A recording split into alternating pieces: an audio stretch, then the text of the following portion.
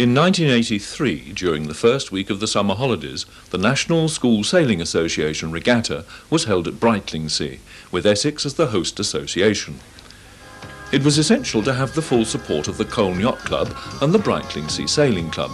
They not only made their resources available and helped with experienced manpower, but also selflessly postponed their own major event, Pyfleet Week, in order to create a slot in the Blackwater sailing programme for us.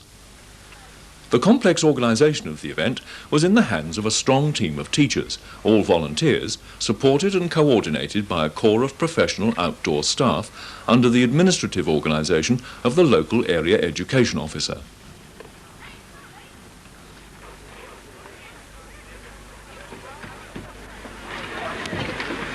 Each morning, the race officers briefed their teams.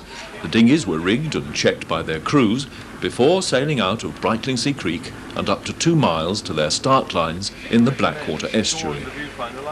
With so many competitors, 38 different associations were here, 3 courses were needed, and the red, amber and green fleets operated virtually as 3 separate regattas, with as many as 6 different classes sailing on each course. Boys and girls, whose ages range from 12 to 18, from all over the country, spent 5 energetic days on the open estuary, sailing races lasting about 2 hours each, every morning and every afternoon. The team which had travelled the furthest came from Northern Ireland. In their borrowed boats, they were to take home a number of prizes, being placed in 3 of the 4 events in which they'd entered.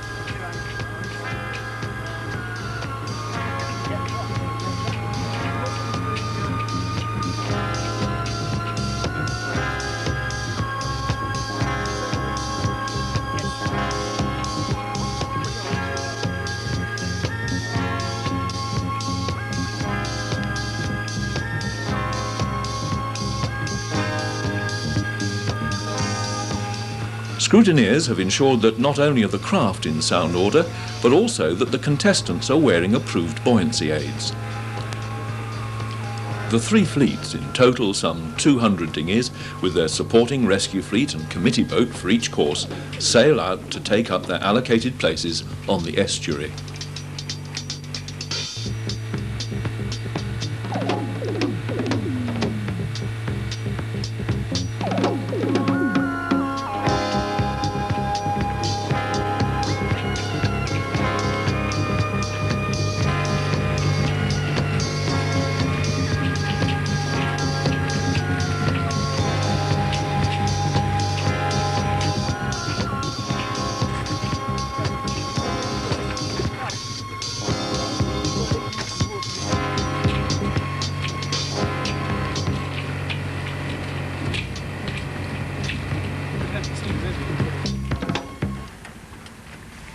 Yachts were provided by an officer of the Colne Yacht Club and one of our own head teachers to enable visiting guests to get close views of the action.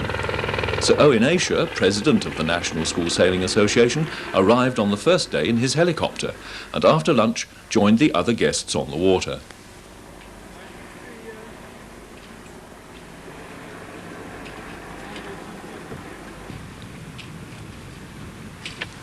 The recent highlighting of the America's Cup races has emphasised the importance of good starts. Tactics on the start line are a good indication of the quality of experience, intelligence and skill of many of the competitors.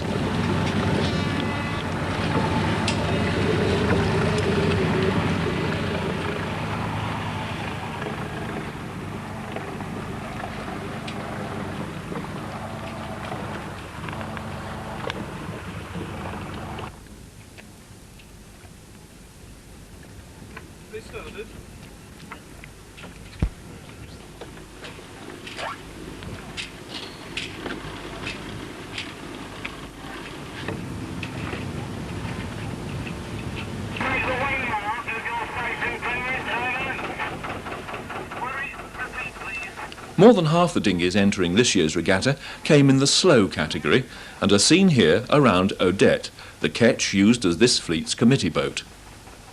Those moving away for this first race are the handicap fleet, composed of those types of dinghy which haven't entered in sufficient numbers to have a class of their own.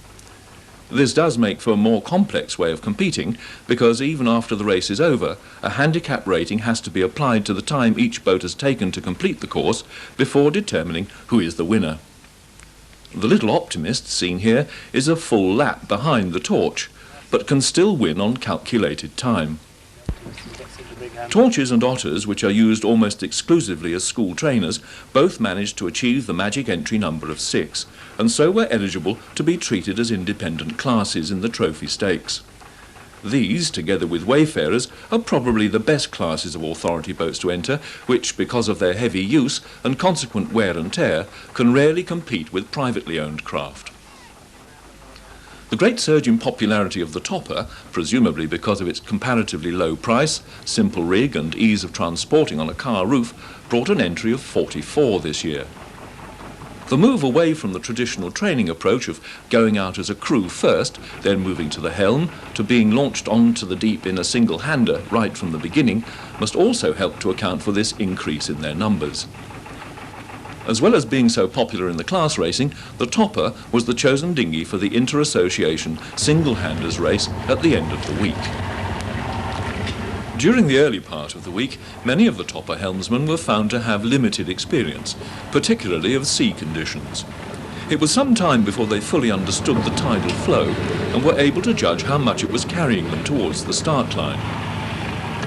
The second sound signal means that at least one boat was over the line at the start. The third horn indicates a general recall because too many were over the line. They must now circle behind the other fleets and restart 5 minutes after all the others are clear. The other very big entry in this fleet, as might be expected, was the Mirrors.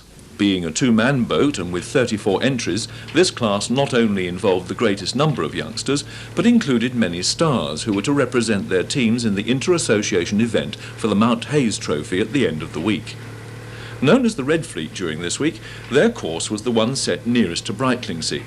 Highly desirable, in that it was the least distance to sail from the harbour, but there were problems. The commercial shipping bound to and from Colchester docks passed a few yards from the edge of their course. Spectator craft sometimes came too near in their eagerness to take good close-up photographs. This was an additional frustration for our official camera crews, whose task it was not only to produce the film you're seeing now, but to record as much of the action as possible for the crews to view each evening. The procedure taught during training is being put into practice correctly. Unfortunately, our capsized mariners haven't taken into account the depth of the water. They don't know their mast is stuck in the mud.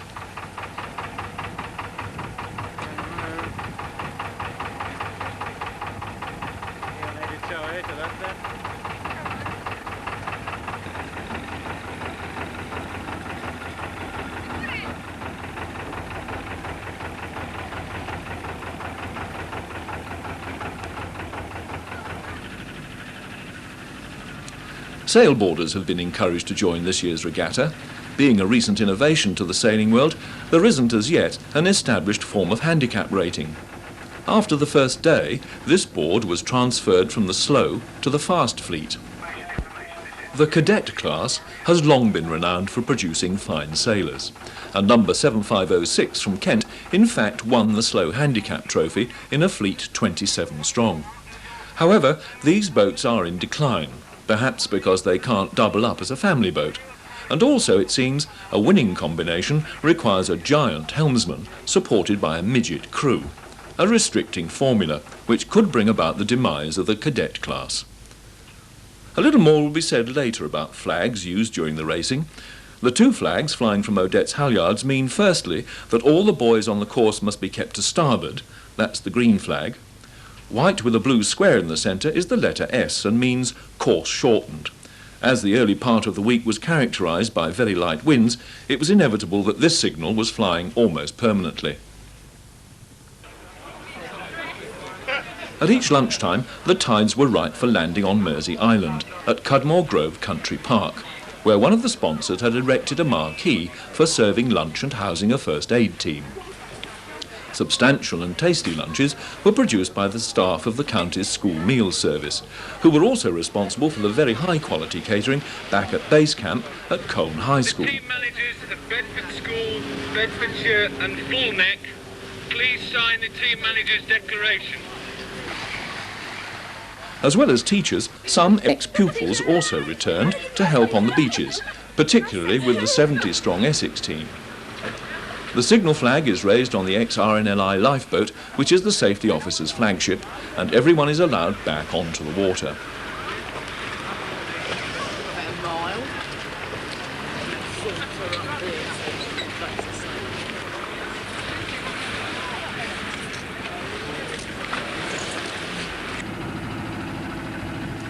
Moving to the fast fleet on the green course, we can now watch the high-performance boats in action.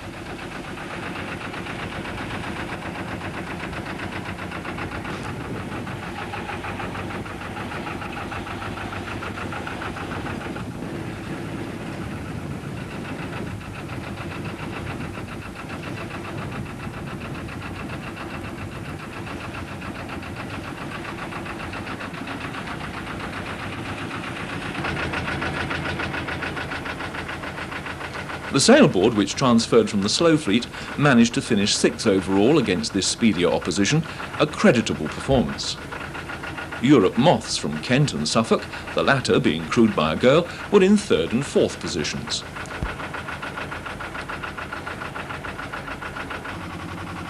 Second was this Kestrel, well sailed by a crew from Hereford and Worcester Association.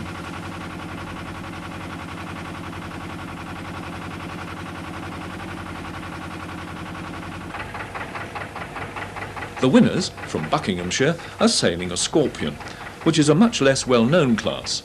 Their control and handling is well worth watching.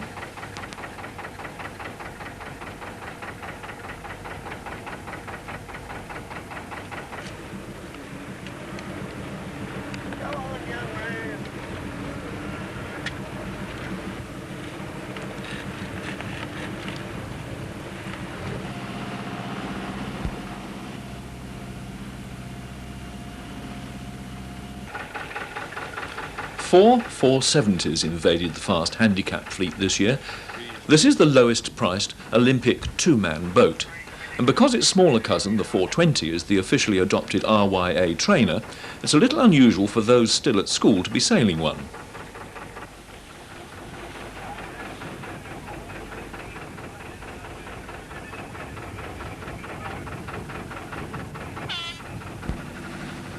The 420 National Championship was running this same week, so some of the most experienced school sailors were absent, having opted to go to Tenby instead of coming to Brightlingsea.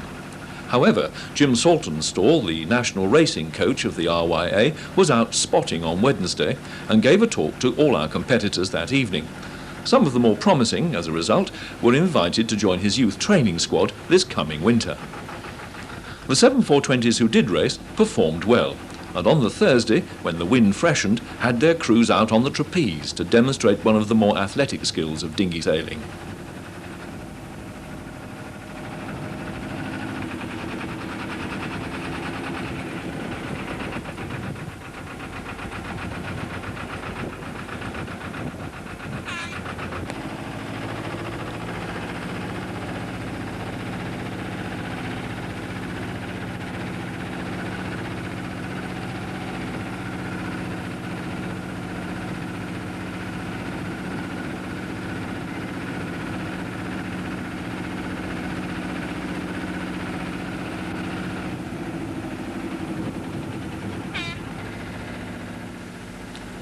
The new event of the 83 Regatta was sailboarding, with the trophy being presented by the President of the Essex Association.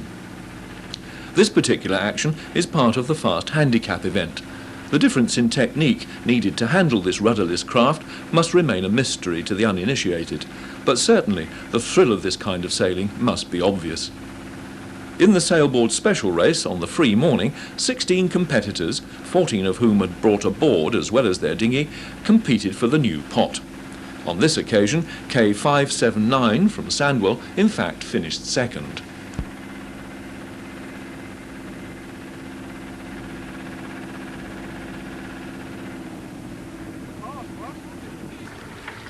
While all this was going on, there were opportunities for the adults to get onto the water. The Thames barge, Sir Alan Herbert, was on call all week and made half-day cruises out onto the Blackwater estuary. She wasn't suitable, though, as a platform for watching the racing, as her massive spread of canvas had the potential capability of robbing a whole fleet of its wind.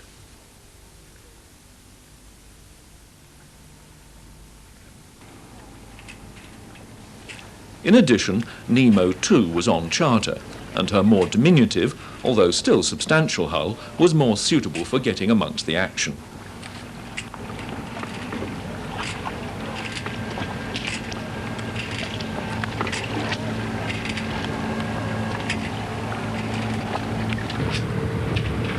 The colour-coding theme of red and green already used is completed as we look to the third fleet, which was physically sandwiched between the fast and slow boats and therefore designated the amber course.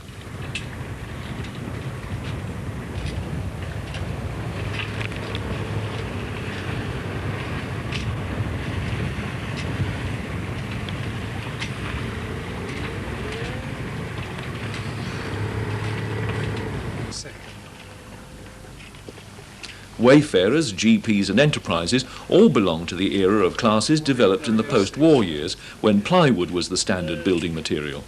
Even so, these designs have transferred successfully to production in glass fibre, and there are numerous strong fleets of all these classes in clubs around the country.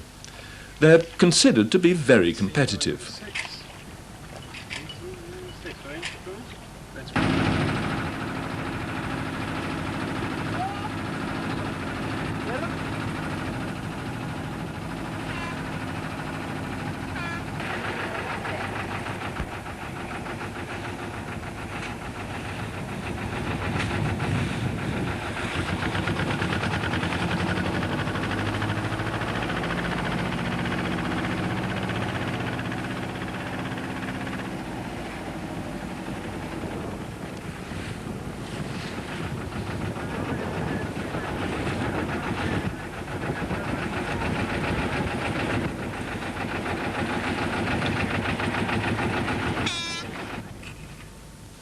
Particular interest was being shown in the GP fleet because the NSSA committee had to pick a representative team to race this dinghy against Wales, Scotland and Northern Ireland in August.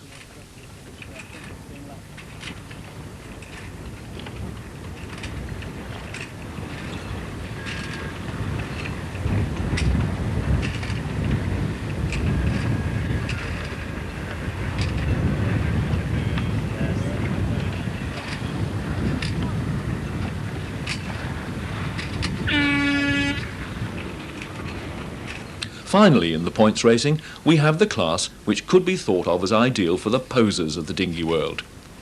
On the contrary, the laser, even with a simple rig which doesn't respond to much fine-tuning, can be very demanding, especially in strong winds. It's then perhaps more comfortable upside down than right way up. Like the 420, it's the officially adopted class for youth training, this time for single-handers, and as such attracts some exceptional competitors.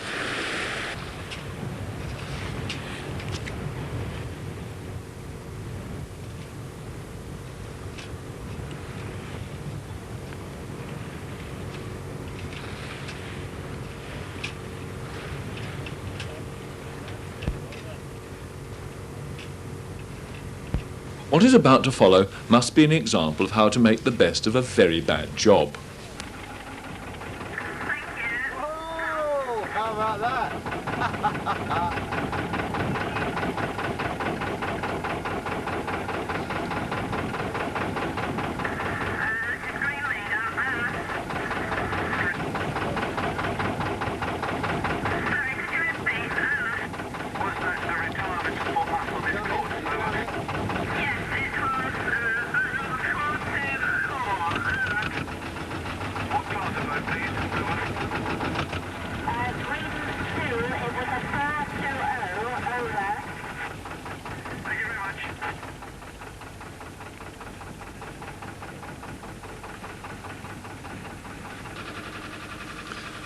Friday, the ultimate day of this regatta week. The weather is perfect for holidaymakers wanting to lie on the beach, but our sailors need some wind. There isn't even enough to carry them to the start line, so this crew has hitched a tow from the rescue boat. The racing so far has been between individual crews competing for personal glory in a series of class races. In contrast, this morning's event is between crews chosen to represent their association. They're sailing the ubiquitous Mirror in what is regarded as the premier event of the week. Certainly the Mount Hayes Trophy, which will go to the winners, is the most impressive of the perpetual cups to be presented at this evening's ceremony. As these dinghies are being sailed by the more accomplished competitors, we can expect a high standard of performance. A maximum of 2 entries is permitted from each team, and this year there are 18 boats from 12 different associations in the race.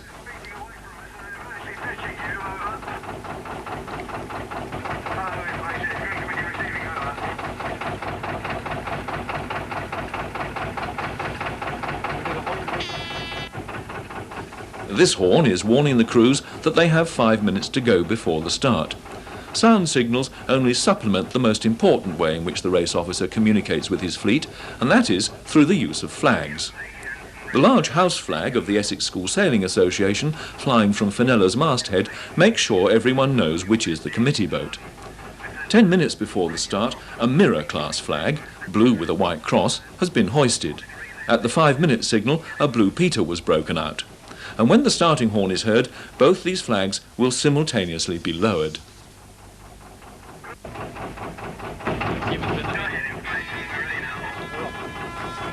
They're off to a clean start, all on the starboard tack.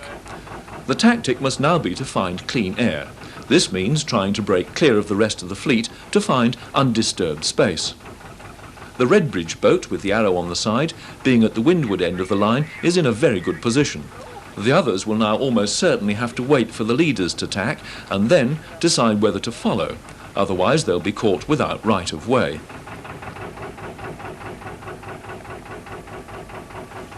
The Suffolk boat, 48779 with the blue hull, looks as if it's in a leading position. That was a very well executed roll tack.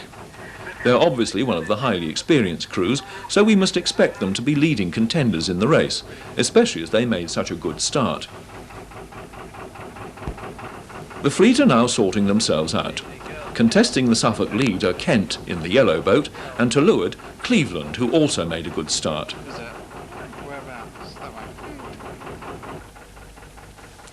This long beat to the windward mark often decides the outcome of a race, so the positions as they turn at the orange buoy are critical. First round is Suffolk, 48779, who've held the lead from the start. The teamwork of these brothers is very evident. You can see as they come up to the buoy, the pole is already in position for a spinnaker hoist as they bear away.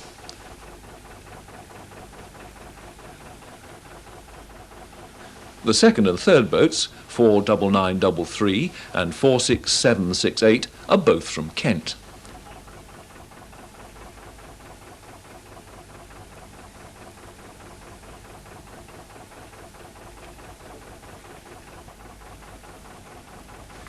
In fourth position is 65001 from Cleveland, closely followed by the 2 Essex entries and Redbridge. Both Essex boats, as you can see, are crewed by girls. The course being sailed is that which is used in Olympic events. The first leg is a normal triangle. A beat from the start to the windward mark, a broad reach to the wing buoy where a jibe is followed by another reach to the leeward marker buoy near the start line. After the second beat to windward, this next leg is shortened to a sausage, with a run straight back to the leeward mark. Another full triangle is followed by a fourth beat to the finish line. In this race, although the course is being sailed as described, the wind slowly backed 90 degrees after the first beat. So the mirrors, after this shift, are not always on the expected point of sailing. This is confusing to a spectator and certainly confounding to the race officer. It's also very disheartening to some of the crews, as these fluctuations seem to be favouring the leading boats. It can now be seen clearly how much the fleet has become strung out in this dying wind.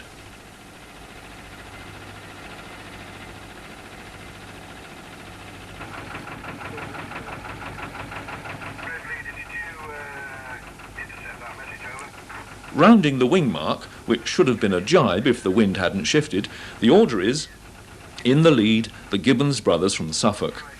The second and third boats are both from Kent.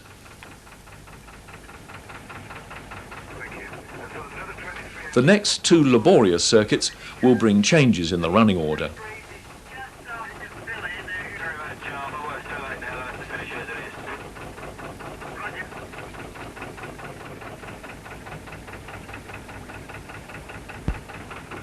When in the lead, it's always necessary to be that much more alert, as you obviously don't have anyone to follow. Unfortunately, the Suffolk crew will set a course for the wrong marker buoy, and by the time they realise their error, will have lost valuable ground. The perseverance of the Essex girls is to pay dividends.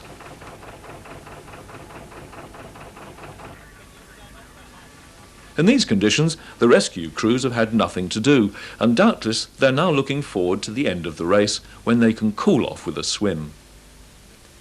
The leading boats are now picking up a better breeze as they reach to the finish line. The winning Kent crew, Clinton Stiles and Matthew Lorimer, can barely wait to cross the line and cool off. Over they go.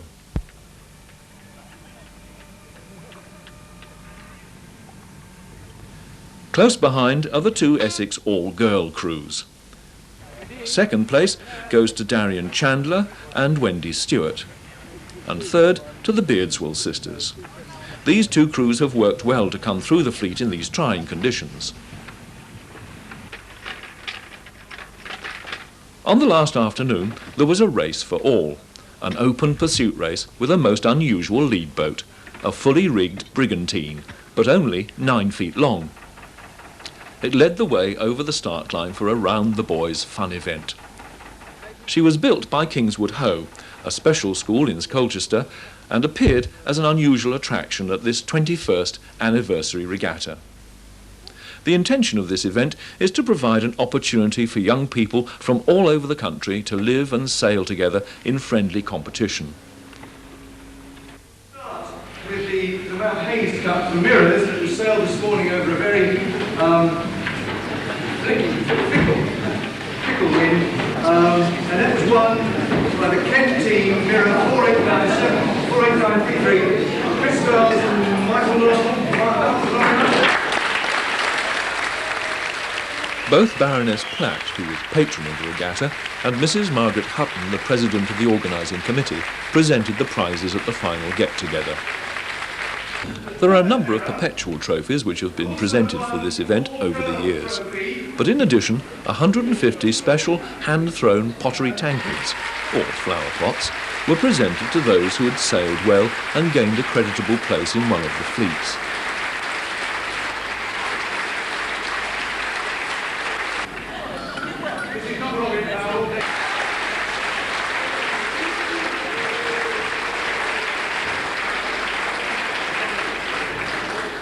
The final word must go to the youngsters themselves, and it seems they had a good week sailing, enhanced without doubt by the excellent weather. The Cumbrian team even voted it the #1 experience of their sailing lives.